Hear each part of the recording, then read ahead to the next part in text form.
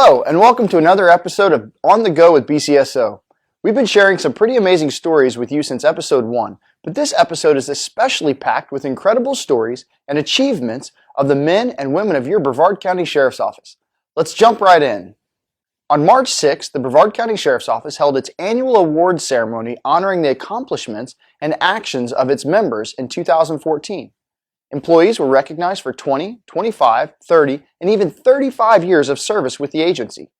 Deputies, corrections deputies, communications officers, and civilian employees were recognized for life-saving and meritorious actions. Here are a few of the night's top honors. This year's recipient of the Lucy Ross Award is Agent Jesse Holton. Before Agent Holton joined the Sheriff's Office in 2006, he proudly served in the United States Marine Corps, serving several tours in Iraq and Afghanistan, where he saw combat firsthand. As a member of our Special Victims Unit, he began to observe that child victims commonly displayed the same signs of trauma as combat veterans, especially with communication. He observed that child victims are asked to disclose details of horrific abuse to strangers. Agent Holton then created a concept to introduce a therapy dog during the interview process to reduce stress and fear. As a direct result of this unique program, we have seen the disclosure rate of child victims increase from 36% to an astounding 82%. As of January 2014, the National Children's Advocacy Center has completed their own protocols for the use of therapy dogs with the forensics interview process and now has 8 active pilot programs across the country. Agent Holton has demonstrated a lifetime commitment and dedication to our community. He and his dog Primus spend every day trying to ensure that no child ever has to live in pain or fear again. This year's recipient of the Citizen of the Year Award is our dear friend AJ Hires. Each year, the Sheriff's Office recognizes a citizen who has rendered extraordinary assistance to law enforcement. AJ is a lifelong resident whose philanthropy and community involvement has often gone unrecognized. AJ Hires not only strongly supports our agency, but has demonstrated on numerous occasions his compassion for our community. Regardless of the need, he has always been there to answer the call and help. From offering to raise funds to renovate Camp Chance, to hosting and organizing events, to donating and raising funds for worthy causes such as the Pet Posse and the Brevard County Public Safety Charity. He is always there. He most recently took his commitment to a new level by committing to pay for the food to feed the animals in our Brevard County Sheriff's Office animal care centers. That's right, AJ Hires pays for all of the food for the more than 14,000 animals that go through the Brevard County Animal Care Centers every year. This year's Partnership Award was presented to Auxiliary Deputy Robert Rose. Deputy Rose has consistently demonstrated dedication to strengthening the relationship between the Brevard County Sheriff's Office and our community through loyalty, honor, professionalism, and involvement. He is constantly engaged in supporting our agency as a citizen, business leader, and volunteer. Whether he volunteers to financially support an initiative, take an active role in a program, or serve as a board member for a not-for-profit, the words partnership and success are synonymous with his commitment to help. He's a man that not only commits to partnering, but goes out and recruits others to join as well. Regardless if it is for St. Baldrick's, the Brevard County Public Safety Charity, the Reserve and Auxiliary Program, the Jailbreak Adventure Race, the Law Enforcement Torch Run, or supporting worthy causes, he is always standing tall in support. Several episodes ago, we introduced you to Project Lifesaver Coordinator Joseph Downs, and it was certainly no surprise to anyone who knows the work he has done with the program that he was named our Volunteer of the Year. The Project Lifesaver program provides law enforcement and rescue personnel with life-saving equipment and training to quickly locate and rescue individuals with cognitive disorders, life-threatening behaviors to include Alzheimer's disease, autism, and Down syndrome.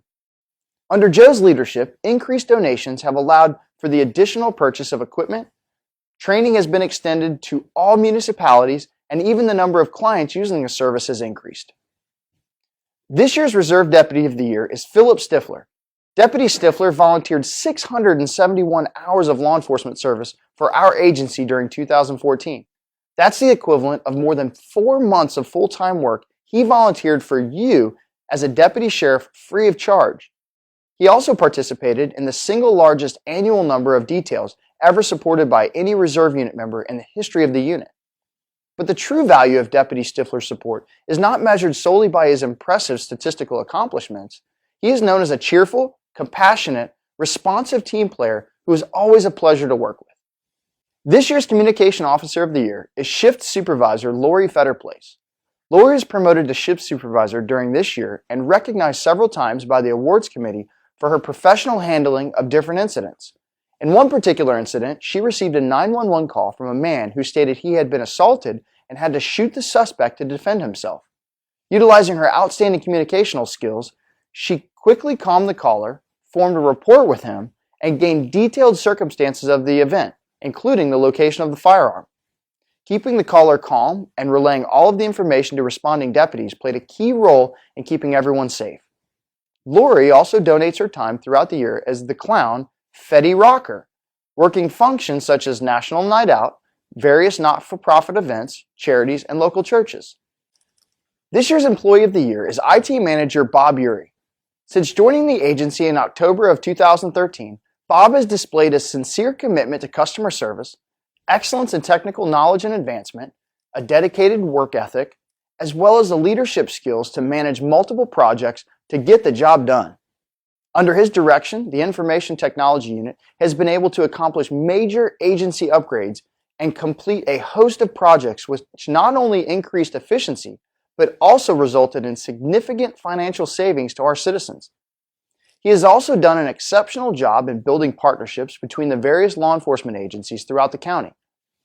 Our Corrections Deputy of the Year came as no surprise as the Florida Sheriff's Association had already named Patrick Arquette the State Corrections Officer of the Year in January.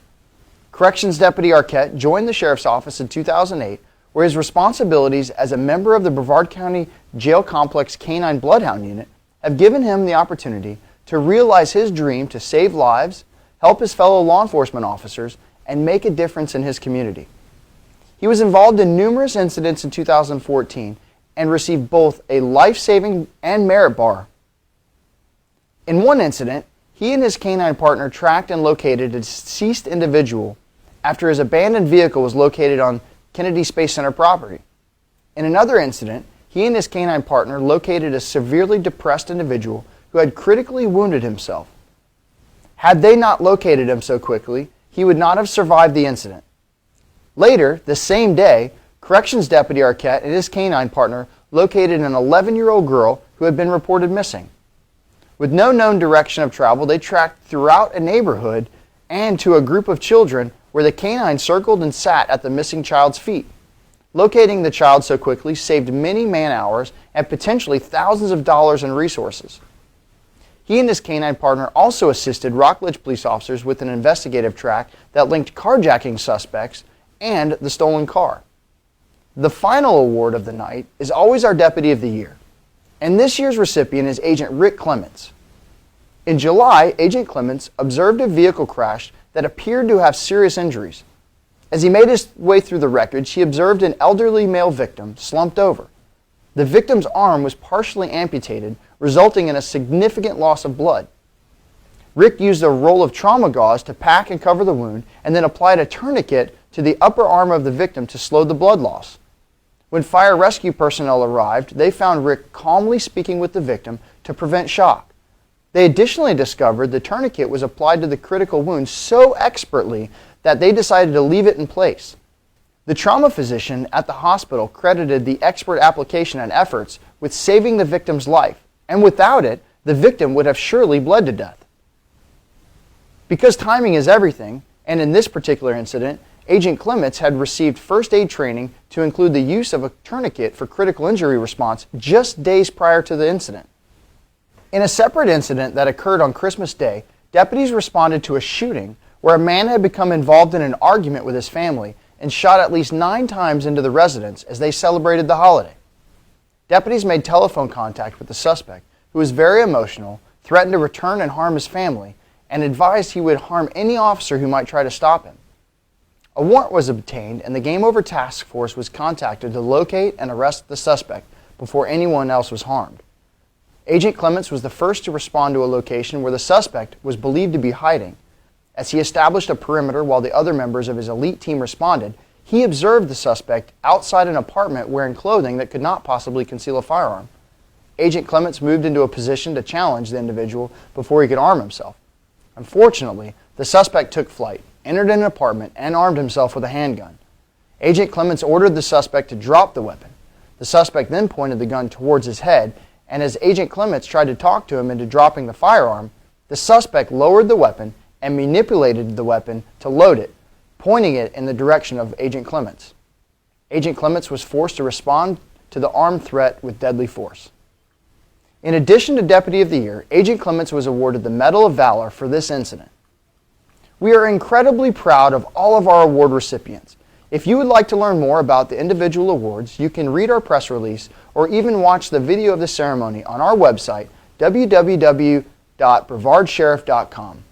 We would like to give a special congratulations to your award-winning BCSO Enforcers basketball team, which is comprised of volunteer members of the first responder community. The Enforcers recently traveled to the Amway Center in Orlando, where they won the Orlando Magic Guns N' Hoses tournament for the 4th consecutive year and even got to play during the halftime show. The Enforcers are currently getting prepared to attend the 2015 World Police and Fire Games in Fairfax, Virginia. Coach Buttrick is excited about this opportunity, as he says this is the strongest team we've ever had at BCSO. If you would like to support the basketball team, please contact Coach Buttrick at 321-508-4492. And now some news from Animal Services. Animal Enforcement Officer Sage Mile recently picked up an injured juvenile bald eagle. The eagle had a broken wing and was found partially submerged in a ditch next to State Road 46 on the Brevard-Seminole County line. Officer Mile was able to safely rescue the eagle and then transport to rehab in Melbourne. Let's check in with her and hear a little bit about the incident. So, Sage, this was a pretty cool animal rescue that you were a part of. Yeah, absolutely. In the realm of animal services, where would this rank on the scale of unusualness for animals? Pretty high. We don't often get bald eagles. So, when you arrived on scene, what did you see about this eagle? Eagle was on the opposite side of a pretty deep ditch. He was trying to escape. He was badly injured. So I had to cut across the ditch there and scoop him up. Now, this drew some attention from some onlookers as well, right? That's right. There was a gentleman on scene. He was excited as well. Well, now, there's a lot of people that never even see a bald eagle in real life. Maybe some pictures, let alone. Is this the first time that you had an interaction with an eagle? Yes. This is the first time I've ever had any physical contact with an animal that beautiful. Wow. On the scale of the hierarchy of animals, bald eagles don't have any natural predators, right? That's right, except for us, of course. They're the largest. So they're kind of the top of their food chain. Did that come into play at all when you were trying to handle the bird? Yes. He was injured. He was feeling the pain. He did what he could to protect himself and to get away, but I was able to humanely capture him and keep him from becoming more injured. So, what do you do when you rescue an animal like this? With wildlife such as this, I'll bring it to the wildlife hospital here. They're a wonderful resource. They'll be able to rehab the animal if at all possible. Here we are at the Florida Wildlife Hospital and Sanctuary, and with me I have Sage Mile and Sue, and we have a special guest, Corey. So, Sue, tell me a little bit about Corey. Corey is a barn owl. He was found as a baby with a wing deformity, which meant he would never be able to fly. So we have him under a special permit from U.S. Fish and Wildlife as a permanent resident, and we can use him for educational programs. Well, Sue, tell me a little bit about the Florida Wildlife Hospital and Sanctuary, about what you guys do here. We're a nonprofit organization. We are supported by donations from the public. We care for sick, injured, and orphaned native Florida wildlife and migratory birds. We admit between 4,500 and 4,800 patients a year, consisting of about 160 different species of birds, mammals, and reptiles. So if the public were to want to donate to the Florida Wildlife Hospital and Sanctuary, how would they go about doing that? They can give us a call. Our phone number is 254-8843. We have a website, floridawildlifehospital.org, and it does contain a wish list of items that we use frequently if they want to donate some supplies for us. Wow, fantastic. Well, Sue, we appreciate you and your team for all that you do for the animals in our community, and thank you for bringing Corey along with us. And Sage, thank you for the job that you do. Yes, thank you. Thank you. That's all the time we have for today. But before I go, I'd like to remind you to keep your ideas and comments coming. Is there anything about your sheriff's office that you've always wanted to know? Maybe you have a question for the sheriff, Or maybe there is someplace you would like to see On the Go with BCSO. Just send us an email at onthego@bcso.us. I look forward to seeing you next time, and as always, thanks for joining us as we are On the Go with BCSO.